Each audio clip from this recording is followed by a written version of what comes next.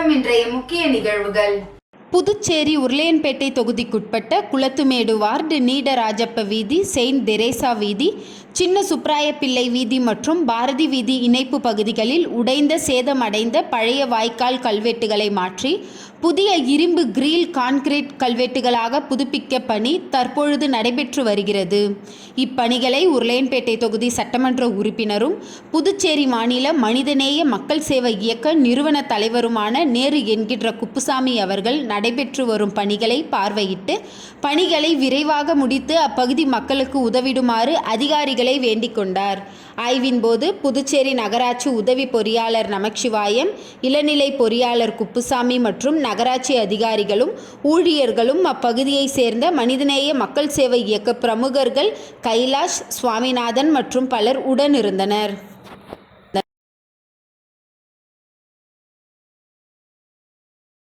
புதுச்சேரி முப்படை முன்னாள் ராணுவ வீரர்கள் மற்றும் வீர தாய்மார்கள் நல சங்கத்தின் மூத்த உறுப்பினரும் செயற்குழு உறுப்பினருமான நாயக் ராமநாதன் அவர்கள் காலமானார்.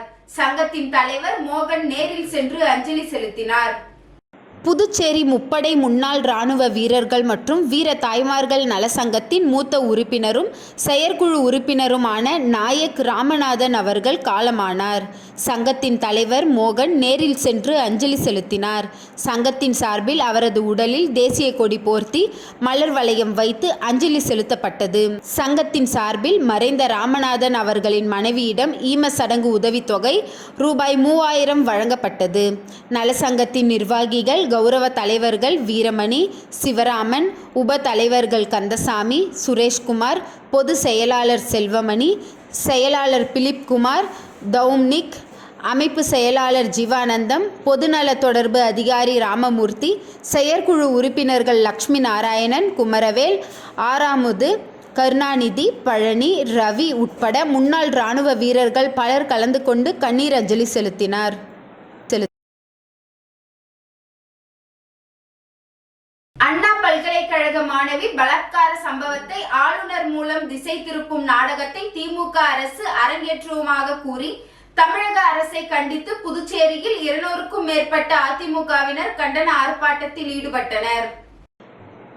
சென்னை அண்ணா பல்கலைக்கழக மாணவி பலாத்கார சம்பவத்தில் பாஜகவுடன் கள்ள கூட்டணி அமைத்து கொண்டு பிரச்சனையை திசை திருப்பும் நாடகத்தை தமிழகத்தை ஆளும் திமுக அரசு நிகழ்த்துவதாக கூறி அதனை கண்டித்து புதுச்சேரி மாநில அதிமுக சார்பில் மாநில செயலாளர் அன்பழகன் தலைமையில் தமிழக திமுக அரசை கண்டித்து கண்டன ஆர்ப்பாட்டம் நடைபெற்றது. புதுச்சேரி அண்ணா சிலை பழைய பேருந்து நிலையம் அருகில் நடைபெற்ற கண்டன ஆர்ப்பாட்டத்தில் திமுக நிர்வாகிகள் மற்றும் தொண்டர்கள் என 200க்கும் மேற்பட்டோர் கலந்து கொண்டு கோஷங்களை எழுப்பினார்கள். தார்மிக் லைஃப் ஃபவுண்டேஷன் சார்பாக இன்று அன்னதானம் வழங்கப்பட்டது.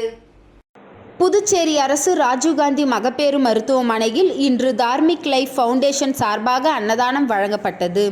தார்மிக் லைஃப் ஃபவுண்டேஷன் அறங்காவலர் திரு வி ராஜகோபால் அவர்கள் இந்த நிகழ்விற்கு தலைமை தாங்கினார். அன்னதான நிகழ்வை வழக்கறிஞரும் தார்மிக் லைஃப் ஃபவுண்டேஷன் நிறுவனருமான திரு பாலாஜி அவர்கள் ஒருங்கிணைத்தார். கர்ப்பிணி பெண்கள், அவர்களின் உதவியாளர்கள், ஏழை எளியோர் மற்றும் பொதுமக்கள் திரளாக அன்னதானத்தில் கலந்து கொண்டனர். 200க்கும் மேற்பட்ட உணவுப் பொட்டலங்கள் வழங்கப்பட்டது. பெங்களூரை சேர்ந்த திரு அபிஷேக் இந்த அன்னதான நிகழ்விற்கு நன்கொடை அளித்துள்ளார். இந்நிகழ்வில் திருமதி லீலாவதி, திரு சீனிவாசன் ஆகியோர் தன்னார்வலர்களாக பங்கு கொண்டனர்.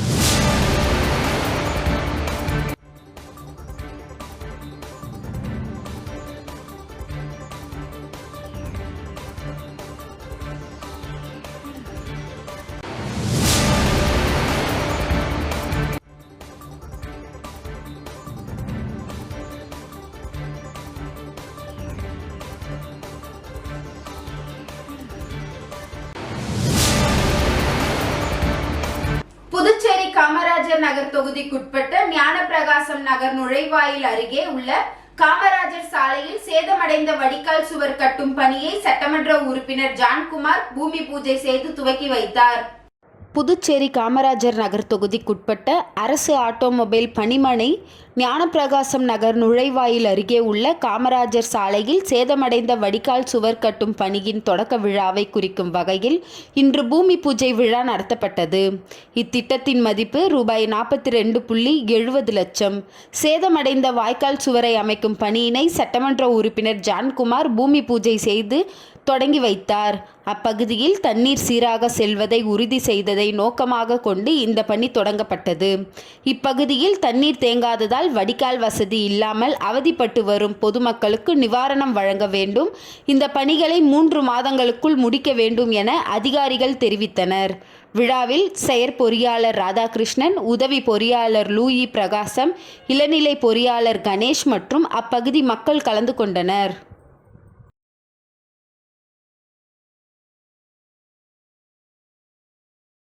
2016ஆம் ஆண்டு கூட்டுறவுத்துறையால் கைவிடப்பட்ட இளநிலை உதவியாளர் பணிக்கான தேர்வை மீண்டும் நடத்தி தகுதியான நபர்களை பணிக்கு அமர்த்த வேண்டும் என வலியுறுத்தி மாணவர் கூட்டமைப்பு சார்பில் கண்டன ஆர்ப்பாட்டம் நடைபெற்றது.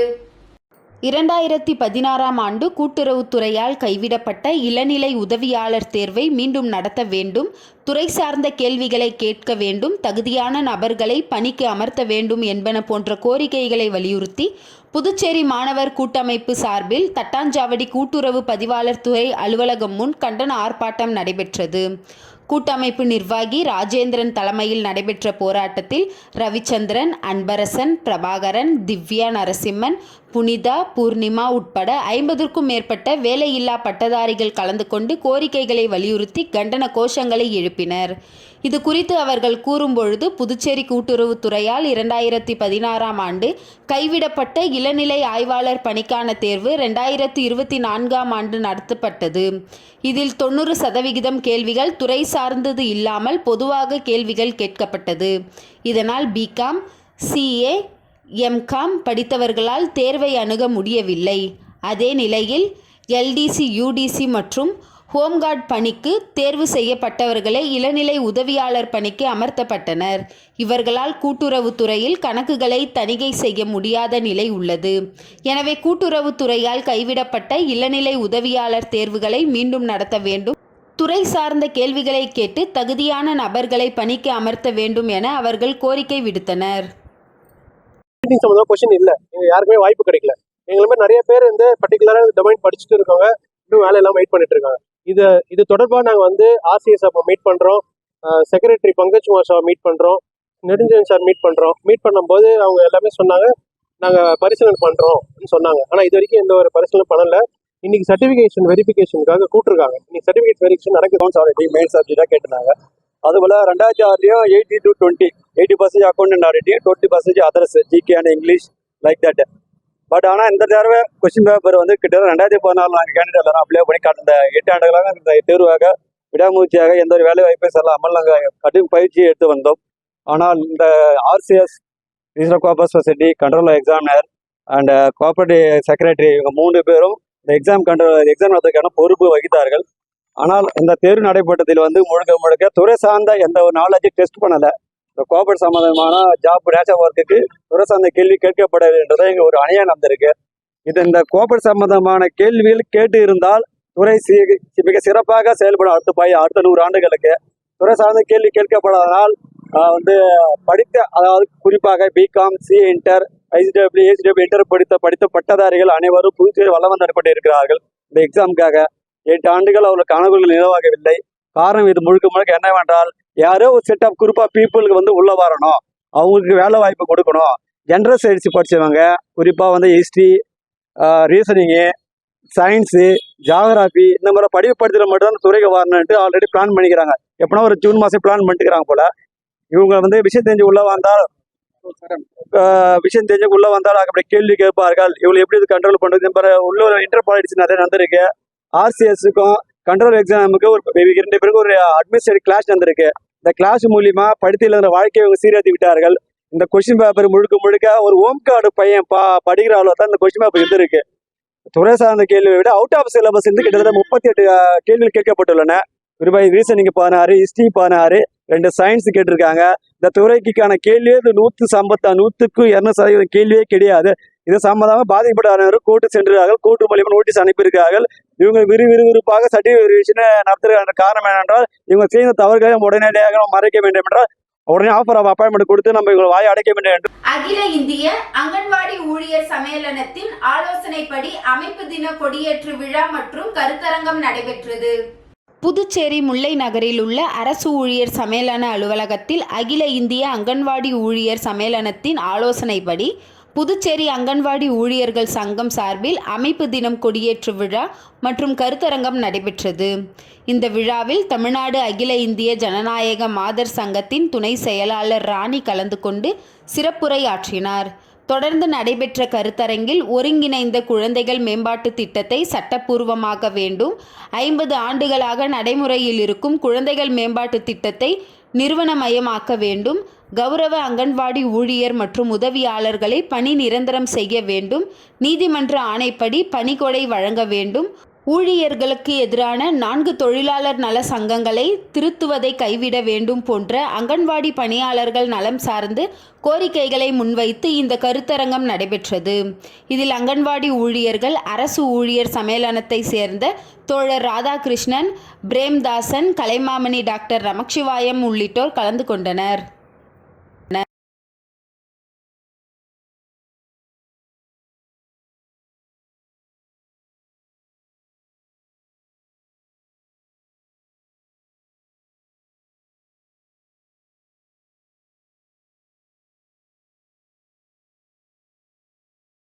தமிழ் உரிமை இயக்கத்தின் கொள்கை பரப்புரை மற்றும் உறுப்பினர் சேர்க்கை நிகழ்ச்சி அரியாங்குப்பம் பகுதியில் நடைபெற்றது. புதுச்சேரி தமிழ் உரிமை இயக்கத்தின் உறுப்பினர் சேர்க்கை கொள்கை மற்றும் நோக்கம் குறித்து விளக்க பரப்புரை கூட்டம் நேற்று அரியாங்குப்பம் பிரம்மன் சிலை அருகில் நடைபெற்றது. கூட்டத்திற்கு இயக்கத்தின் தலைவர் பாவாணன் தலைமை தாங்கினார். இயக்கத்தின் பொதுச் செயலாளர் மங்கையர் செல்வன், துணைத் தலைவர் பாலசுப்பிரமணியன், அமைப்பு செயலாளர் ஆறு செல்வன் ஆகியோர் நோக்க உரையாற்றினார்.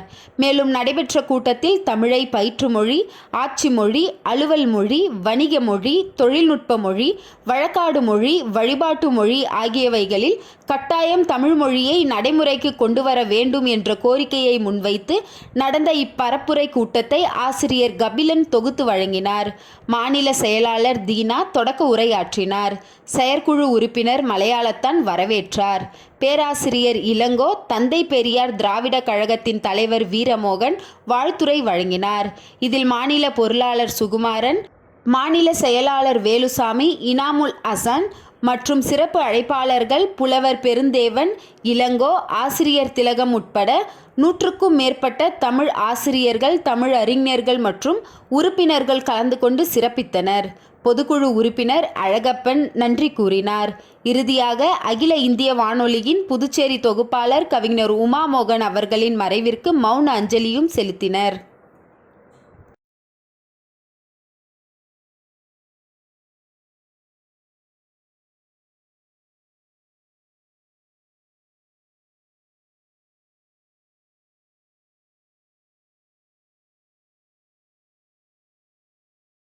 திருப்புவனை சட்டமன்ற தொகுதிக்குட்பட்ட திருவண்டார்கோவில் பகுதியில் கருங்கல் ஜல்லி சாலை அமைக்கும் பணிக்கான பூமி பூஜையினை சட்டமன்ற உறுப்பினர் அங்காளன் தொடங்கி வைத்தார்.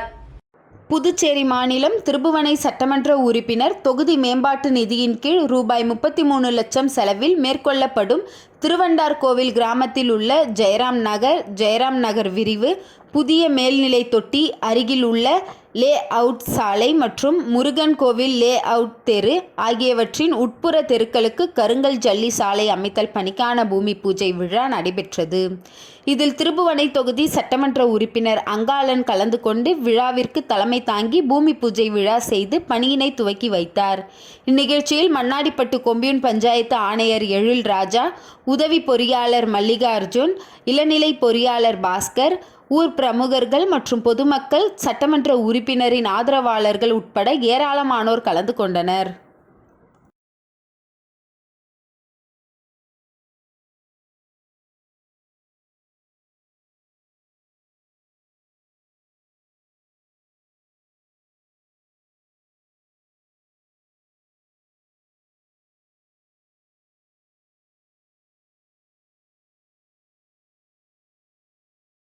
வில்லியனூர் தென்கோபுர வீதியில் ரூபாய் 12 லட்சத்தில் வாய்க்கால் அமைக்கும் பணி எதிர்க்கட்சி தலைவர் சிவா துவக்கி வைத்தார். வில்லியனூர் சட்டமன்ற தொகுதிக்குட்பட்ட வில்லியனூர் தென்கோபுர வீதியில் வில்லியனூர் கொம்யூன் பஞ்சாயத்து மூலம் ரூபாய் 11,97,000 மதிப்பீட்டில் பக்கவாட்டு கழிவுநீர் வாய்க்கால் மறுசீரமைத்தல் பணிக்கான பூமி பூஜை நிகழ்ச்சி இன்று காலை நடைபெற்றது. நிகழ்ச்சியின் தொகுதியின் சட்டமன்ற உறுப்பினரும் சட்டமன்ற எதிர்க்கட்சி தலைவருமான இரா சிவா அவர்கள் கலந்து கொண்டு வாய்க்கால் சீரமைக்கும் பணியினை துவக்கி வைத்தார்.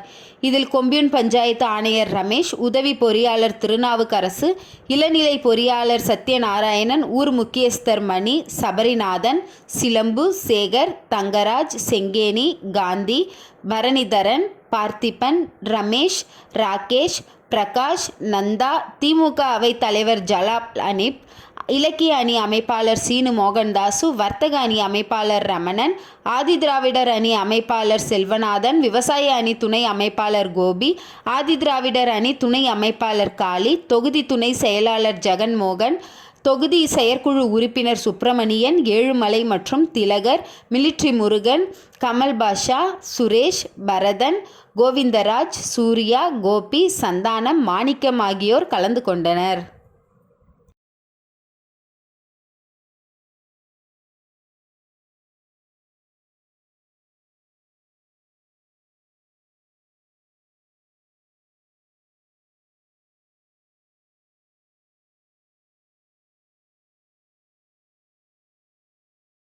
மணவெளி சட்டமன்ற தொகுதிக்குட்பட்ட பல்வேறு பகுதிகளில் சாலை அமைக்கும் பணிக்கான பூமி பூஜை நிகழ்ச்சி சட்டப்பேரவை தலைவர் ஏம்பலம் செல்வம், சட்டமன்ற உறுப்பினர் ராமலிங்கம் ஆகியோர் தலைமையில் நடைபெற்றது.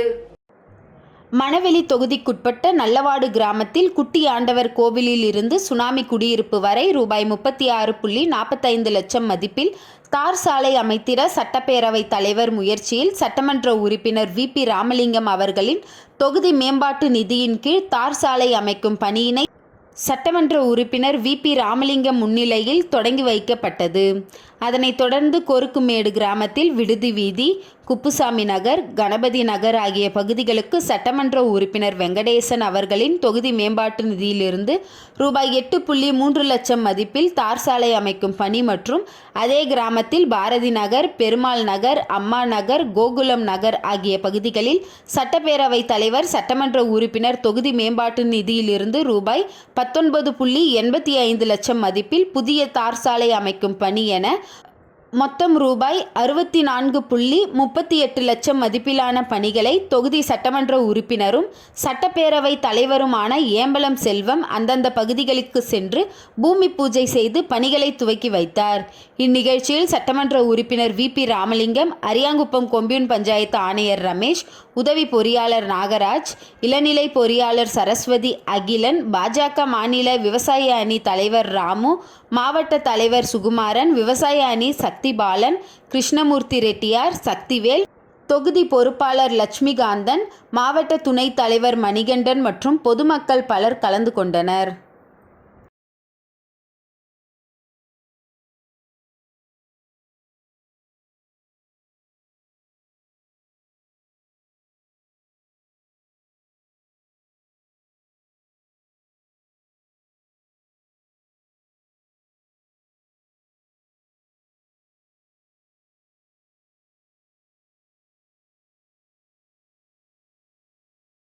முருங்கம்பாக்கம் மற்றும் RK நகர் பகுதியில் சட்டமன்ற உறுப்பினர் பாஸ்கர் என்கின்ற தட்சிணாமூர்த்தி தனது சொந்த செலவில் பொதுமக்களுக்கு பொங்கல் தொகுப்பு பொருட்களை வழங்கினார். தைப்பொங்கல் திருநாளை முன்னிட்டு அரியாங்குப்பம் சட்டமன்ற உறுப்பினர் பாஸ்கர் என்கின்ற தட்சிணாமூர்த்தி பொதுமக்களுக்கு பொங்கல் பரிசாக பொங்கல் தொகுப்பு பொருட்களை தனது சொந்த செலவில் ஆண்டுதோறும் பொதுமக்களுக்கு வழங்கி வருகிறார். அந்த வகையில் முருங்கம்பாக்கம் திரௌபதி அம்மன் ஆலய வளாகத்தில் உள்ள விநாயகர் சன்னதியில் பூஜைகள் செய்து பொங்கல் தொகுப்பு பொருட்களான பச்சரிசி, வெல்லம், மஞ்சள், குங்குமம், முந்திரி, திராட்சை, ஏலக்காய், நெய், பச்சை பயிறு, உப்பு உள்ளிட்ட 10 வகை பொருட்களை தனது சொந்த செலவில் முருங்கம்பாக்கம், சேத்திலால் நகர், கணபதி நகர், முருங்கம்பாக்கம் பேட் ஆகிய பகுதிகளிலும் RK நகர், பாரதி நகர், டோபிகானா, ராம்சிங் நகர், சண்முகம் நகர், சோழபுரம், இந்திரா நகர் உள்ளிட்ட பகுதிகளில் வீடுதோறும் சென்று பொதுமக்களுக்கு பொங்கல் தொகுப்பு பொருட்களை வழங்கினார். மேலும் இந்த நிகழ்ச்சியில் அப்பகுதியை சேர்ந்த NR காங்கிரஸ் நிர்வாகிகள் உடன் இருந்தனர்.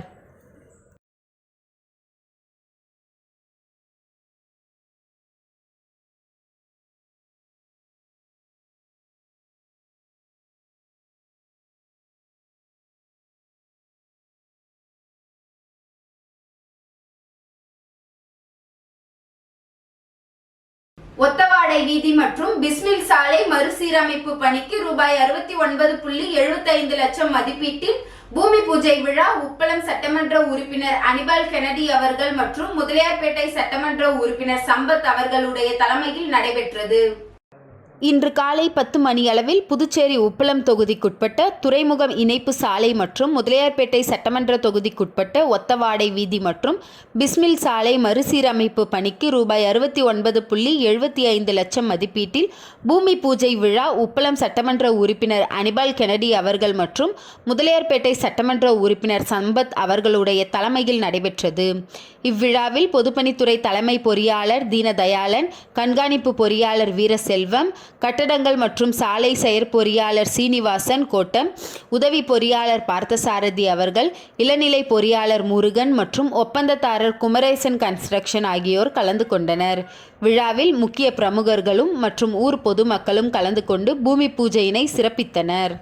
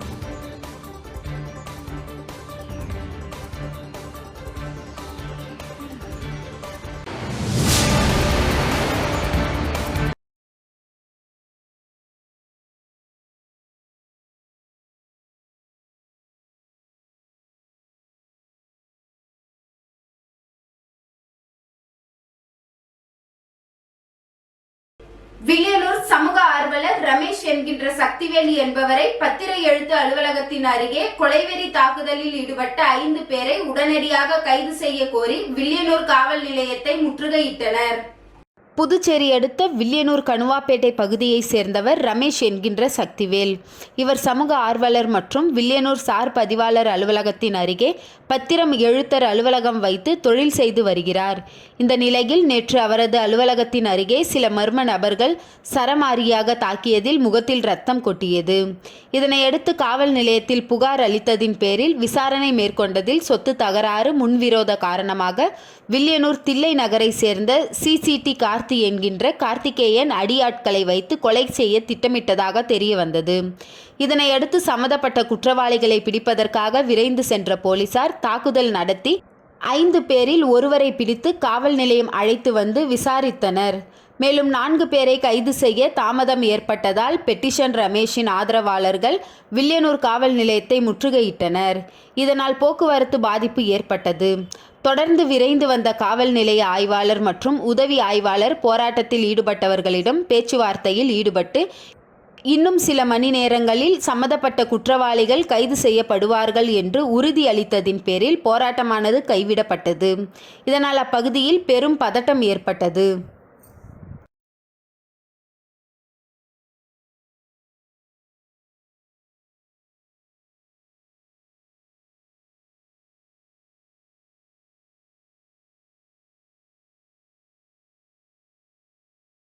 இன்றைய நிகழ்வுகள் நிறைவடைந்தது. நன்றி, வணக்கம்.